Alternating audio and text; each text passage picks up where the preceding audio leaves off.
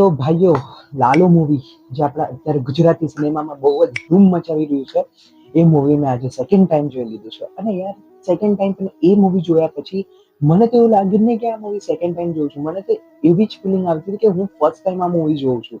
યાર સિરિયસલી તો આ મૂવી છે ને એકદમ આધ્યાત્મિક થ્રિલર મૂવી છે, જે એના ફર્સ્ટ હાફમાં લાગે છે. જેવો જેવો ઇન્ટરવલ આવે છે અને ઇન્ટરવલ પછી જે પોર્શન સ્ટાર્ટ થાય છે, એ જે મૂવી આધ્યાત્મિક થ્રિલરમાંથી આધ્યાત્મિક અને ભક્તિભાવને પોર્શનને મિક્સ કરીને જે આ મૂવી ફૂટે છે ને ભાઈ, તો અંકિત સર, તમે પહેલી જ વારમાં દિલ જીતી લીધું અમારું. આમ કહેવાય ને કે એક એકની એકદમ નેચરલ એક્ટિંગ જે છે કરણ જોશી સરની, રેવામનની અને ઇવન શ્રીહદ ગોસ્વામી સરની જે કૃષ્ણવાળી એક્ટિંગ છે ને સર, તમે તમારી ખાલી નજરથી, ખાલી ફેસના એક્સપ્રેશન પરથી તમે અમને પોતાનામાં અમે તમને કૃષ્ણના રોલમાં જોઈ લીધા છે. જેવી રીતે સૌરભરાજ જૈનને અમે અત્યાર સુધી કૃષ્ણના રોલમાં જોઈ શકતા હતા, હવે એમના પછી તમારો નંબર છે સર.